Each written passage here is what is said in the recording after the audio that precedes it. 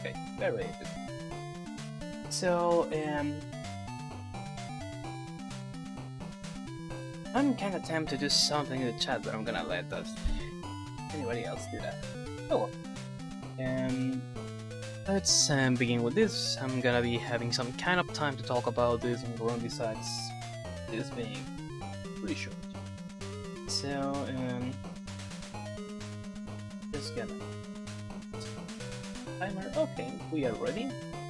And so, well, I wanna make them from 3. So, well, I don't know what I'm gonna make a countdown if I'm gonna begin with my own timer anyway. So, I'm just gonna start this.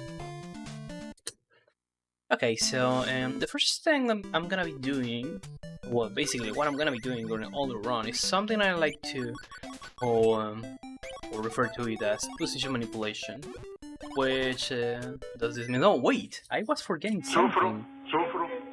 First of all, I forgot to mute live split, so you just can ignore that. Remember that we had the sombrero incentive for the run, so here we have the sombrero.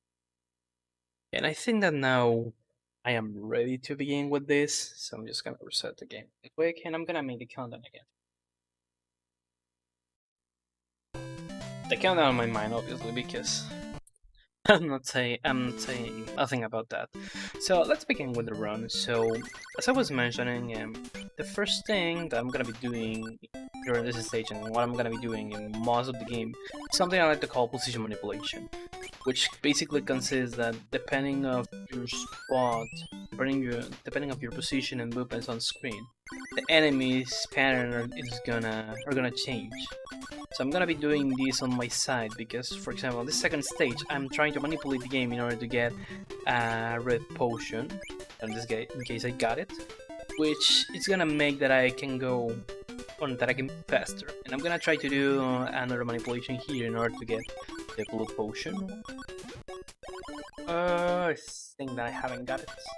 Okay, barely got it. So I also got the yellow potion that I randomly got on the first place. So we are on a good pace. We are on a good run because we have all 3 potions. I'm gonna be explaining that. So as I was mentioning with the position manipulation, in most video games we are used that the enemy's pattern are cycle based or RNG based. In this game, the enemies regularly move depending of our position on screen. So it's gonna look like if I'm playing normally, but the truth behind this is that I'm gonna be trying to manipulate the enemies in order to go, that I'm gonna be moving to specific spots, and I can force them to move to another sections on the screen. Because with this, what is gonna happen is that I can defeat them a bit quickly.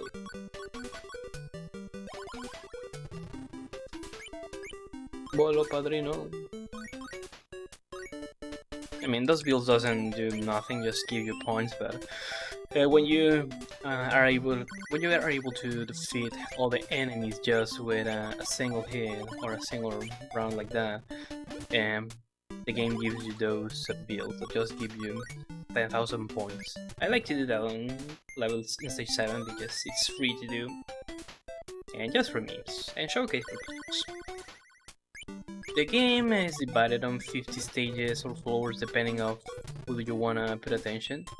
You wanna put attention to every time that the screen rolls or every time you defeat a boss. We're gonna be watching that later.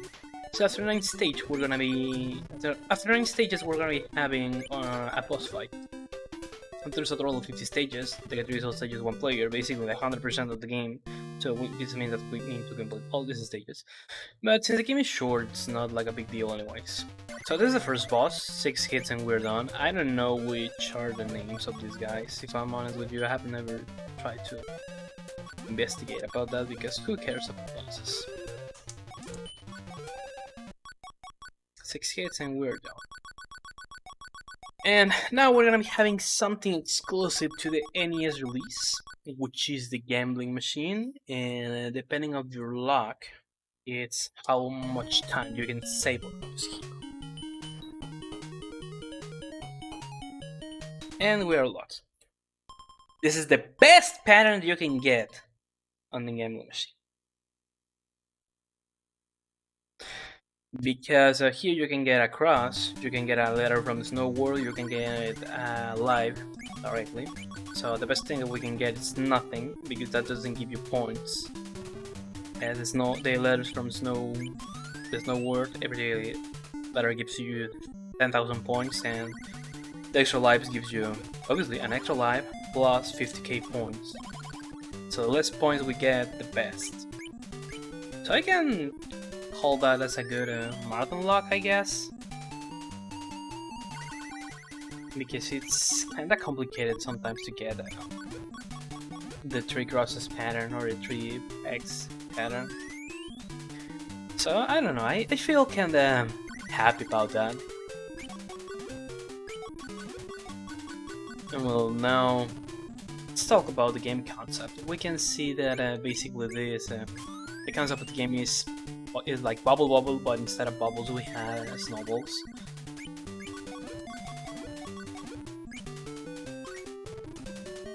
And well, let's talk a bit about the game history. So, Argentina, twin princesses on a faraway land, got kidnapped thanks to the evil King Scorch.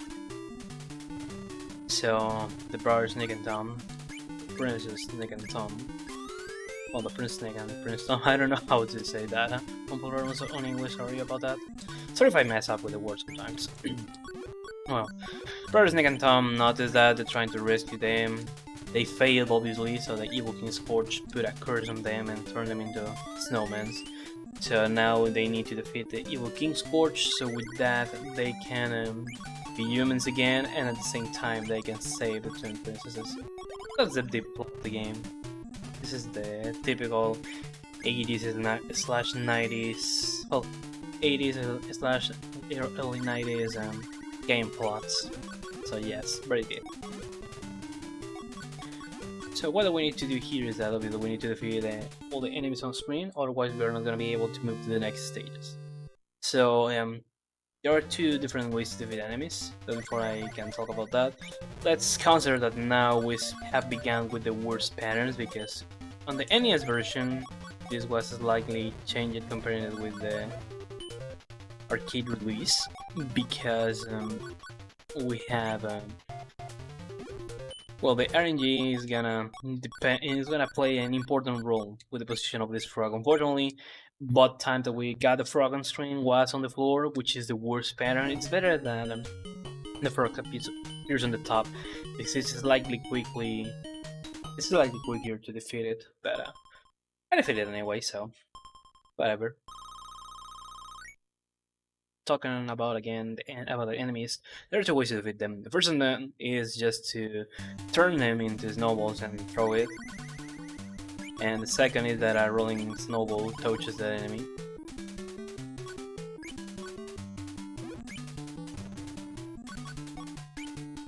And well, if a rolling snowball touches an enemy, what is going to happen is that that enemy in particular is going to turn into an item. It's going to fly through the stage and it's going to turn into an item.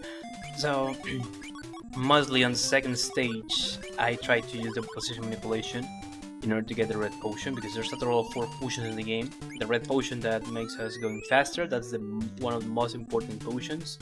Then we have the blue potion, which is the second important potion in the game, because it increases our shooting power. So just with 2 hits, we can freeze entirely to our enemies and turn them into snowballs. The yellow potion is kinda optional. It's good to have it, but it's not required, honestly. So you can get a good run without it. I have got a good amount of PvP phases without the yellow potion. It makes it slightly complicated to do some strats, but it's good if you don't get it anyways. So the yellow potion just increases our shooting range. As you can see, the blue potion makes our shooting power more powerful, obviously, and the shooting range was increased due to the yellow potion. And also we get introduced to these special sections of the game, or sections where we can walk, because on that wide sections we need to use a snowball in order to reach that spots. And also we got that sumo guy that just give you points. if you try to defeat it. You just need to go to where the sumo guy is, and with that, you need to shoot against him, and you're gonna get thrown into a big deal that is gonna give you, I don't remember how much points. Okay, and I haven't got a good pattern on this stage. Stage 28 is kinda complicated to do because we have this blue enemy that get turned into a tornado. So I was trying to manipulate the game in order to make that bot enemies when strike to the floor. But I failed trying to do that. But it wasn't like a big loss anyways. It was decent because the only problem there is just trying to avoid a bot of them in order to try to keep alive, because when they are in the tornado phase you cannot defeat them. And now, one of the worst bosses in the game, birds. We require 3 hits, but in this case I have hit that blue bird 3 times and it hasn't died. I'm gonna explain that on a bit.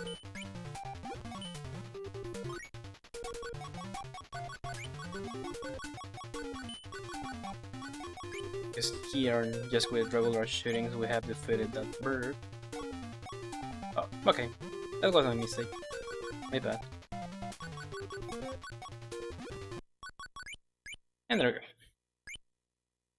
The problem with this birds is that, well, each of them requires 3 hits, so it's again the 6 hits pattern with the bosses. But trying to get a good timing with them, it's the real problem. Because their flying pattern changes all the time. Every time that you play this game, their flying pattern is gonna be kind of different. So trying to manipulate that, it's really complicated. So you will depend a bit about your luck. Unfortunately, I'm the only active runner in this game, so trying to find new strats is like something complicated. I have found some stuff that I have done in the game, and also shouts to other people who have found some strats that have been really helpful. For example, the red pattern was discovered by Salero, a Chilean speedrunner, and that has been really helpful because most of the time we were thinking that some stuff of this game was just RNG/luck based. But for example, the way that I'm moving in order to defeat some enemies in most of the game, it's something that I have a route that I have made by myself. Something good about this game is that most of the time you can make your own route without pawns. But sometimes the game can be kinda tricky, for example with the items, because it's gonna be really important to get all of them, because this is another difference with the arcade really. Because also this game was ported to the Sega Genesis and released just in Japan, with 20 additional stages. And in both versions, if there are items on the screen, once you have defeated enemies, it doesn't matter if you have catch them, the game's gonna move you to the next stage. But in the NES release, we need to get all the items, otherwise it doesn't matter that we have defeated all enemies. What is gonna happen... Okay, I failed this. What is gonna happen is simply that... Please jump, jump. Otherwise, what is gonna happen is that simply we're not gonna be able to get moved to the next stage because there's still elements on the screen, and it will take a good amount of time to defeat the enemies. That pumpkin ghost is gonna appear and gonna try to chase us and kill us, obviously. So, and that part we need to be a bit careful. Also, something additional I need to mention: the invincibility window. Every time that you spawn on a stage, you have like a 1 to 1.5 second invincibility window. I have never timed this, so I don't know exactly how much time does that save or something like that. I should do that, to be honest. Okay, let me see if I can. Okay, it's gonna be like.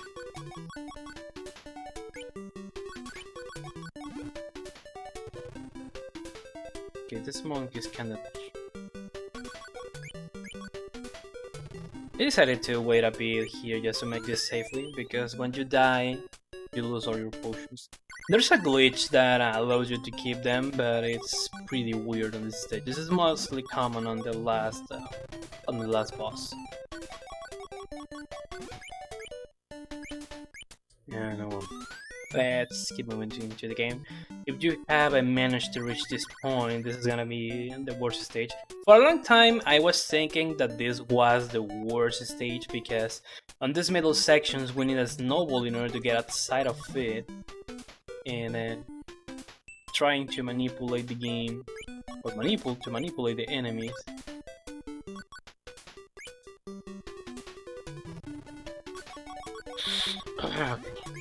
In order to get outside of it. Okay, here I have messed up things, so I need to wait for a miracle. And I was lucky there because a big problem you have is that once you get stuck on these middle sections of the stage, those yellow enemies doesn't just to go where do you are. So I was really lucky on that side. So I'm really happy about that. And now another slight qualification from the arcade release. In the arcade release we have 2 of these bosses, and you cannot freeze these fart enemies. Instead of that, there are 2 of these guys, and there are gonna be some enemies that are gonna be spawning from the top of the screen, but again, any limitations. And also on the second boss, and that changes from the arcade release to the NES release, because they are the frog spawns all the time on the floor, and then slowly began to move to the top section of the screen. So fortunately that was changed on the NES version, making that slightly faster. My PB in this game is 16 minutes and 23 seconds. I have a shit down on emulator. Right now I'm playing on console. My best time on console has been 1853. Because the problem with this game is that last boss is heavily RNG based. Because with the actual world record, I have saved a good amount of time in most of the run, but I got a really not an awful lot of RNG, but it was slightly decent. Not the best, but slightly decent. So I have been chasing the world record from this game for almost 3 years. No luck then, but anyways. So now we have these warping sections on the floor where we simply can fall down and we're not gonna die. We're gonna be spawning on the top section of the screen. So I'm gonna be using this on my side in order to manipulate some enemies. And when the visibility frames, when you get stuck in one of these rolling snowballs and you get outside of it, you can get a visibility window. So I have tried to use that on my side in order to reach some spots on the stages and reach some enemies without receiving damage. That's a fundamental part of this, and also for some reason there's a high chance that we can get the blue potions on these stages from 41 to 49 as we have seen. And while we enjoy this until I reach the last boss stage, I think that we have like a minute to make any announcement related to the marathon. Because I'm gonna keep quiet, I'm gonna pretend that I'm getting focused. Because basically there's not so many things to mention about the game right now. Right, I'll just go ahead and step on in then for a second. No donations to speak of yet. Coming up in a minute, we're gonna have Mega Man 8 coming up. If you can, please go ahead and get your donations in. We're hoping to reach that 15,000 mark. Right now, we're sitting at $13,000 and with $13,021. So if we can go ahead and get a few more donations in, we can meet that goal and really help out a great cause. Just think about kids and they getting their meals, so I don't think that we have any other good reason, or maybe we have more good reasons to donate. So think about that. If you are there, and you have the possibility to make any donation, just do it. Okay, that was really scary. For a moment, I thought that I was gonna die. Okay, here we go. So now, time of the last boss. This is heavily changed comparing this with the arcade release, because on the arcade release the roof is falling down slowly. Here it's static, so that's something really good. And well, the bubbles are quite fast. And again, we're gonna be dealing with any limitations. Why? Because on the bubbles we can get an enemy, we can get a potion, we can get nothing, or we can get those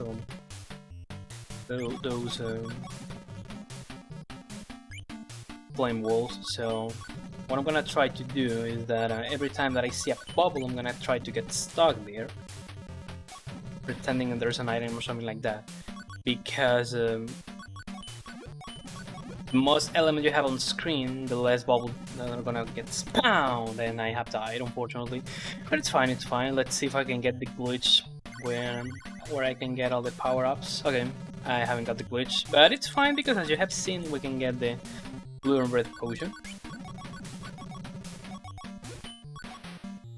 And I need to hit 10 times each of these guys, so this is gonna be the trickiest.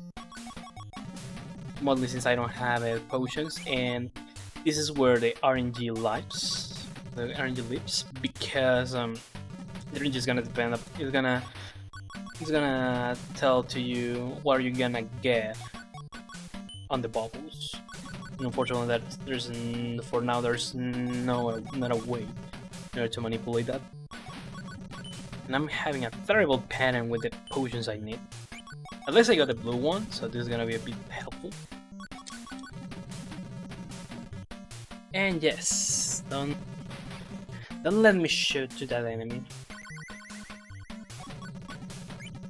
Yeah, this looks like a 21 pace, and unfortunately we're not gonna be able to watch the alternative ending because the game decided to troll me, and I have used one of the continues. So feels bad, man, about that. I mean, why you cannot get outside of the bubbles? Well, personally I have feel that my controller has been failing, so maybe it's time to get another NES controller. So otherwise I don't find an explanation about why I cannot get outside of the bubbles. It's fine, we have 9 continues. I'm gonna be explaining the alternative ending anyways. I still needed the red bubble. Sorry, the red potion. But it's gonna be fun anyway.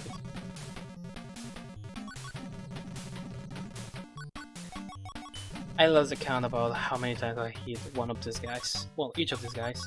And again, blue potion, no red. Give me the red, give me the red!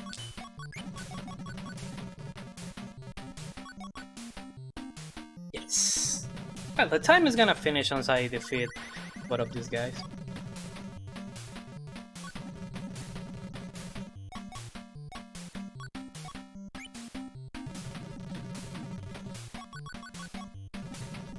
Are you serious, game? Are you serious? Why am I failing this right now? But yeah, now you can make an idea about why I don't have the World Record yet. And I'm just on 3rd place. Besides, I'm the only active runner of this game.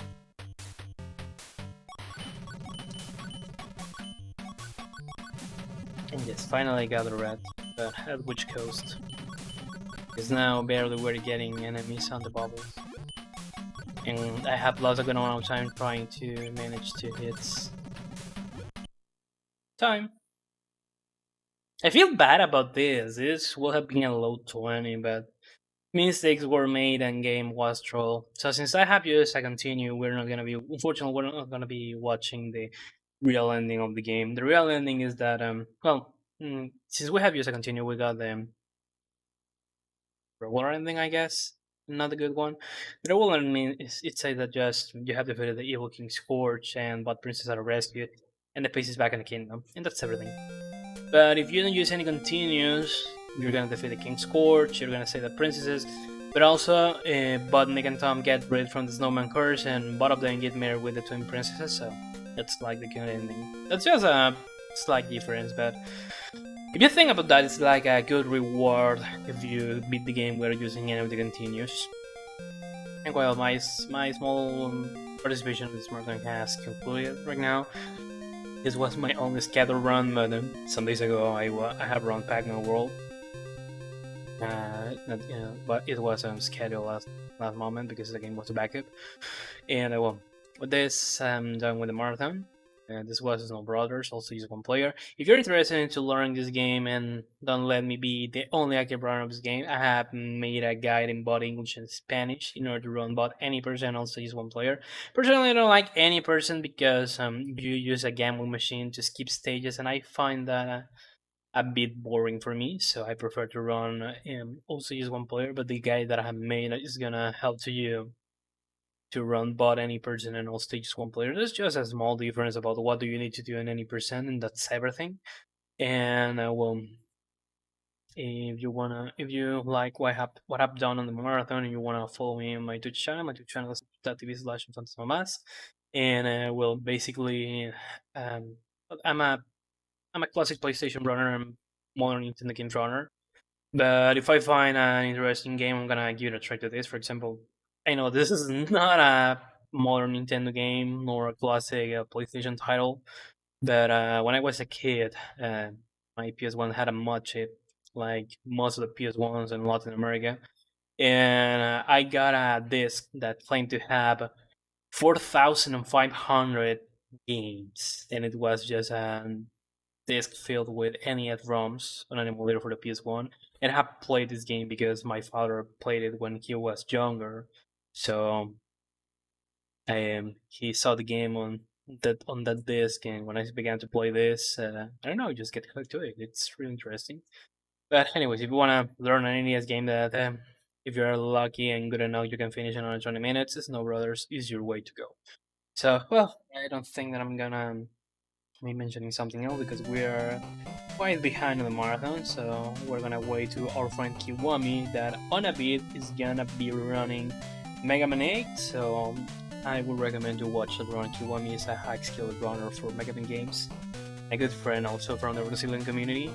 And well, I think that's everything for me. I really hope that you have enjoyed this game. You know, 4,500 NES games. Imagine having that. I would like to have at least one copy of this game, but it's pretty expensive. It's more cheap. It was cheaper for me to get an NES and an Everdrive, but at some point I hope that I can get the junkie.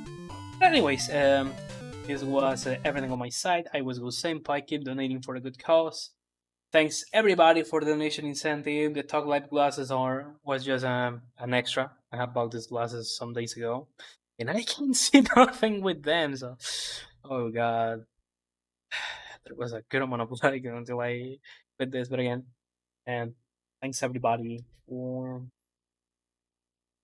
watching the marathon. Thanks everybody to all the people who has been donating at the same time. And thanks to the people who donated in order to make this incentive possible.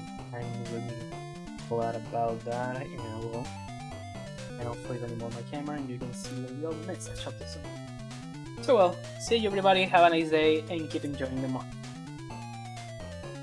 En Viva México, señores!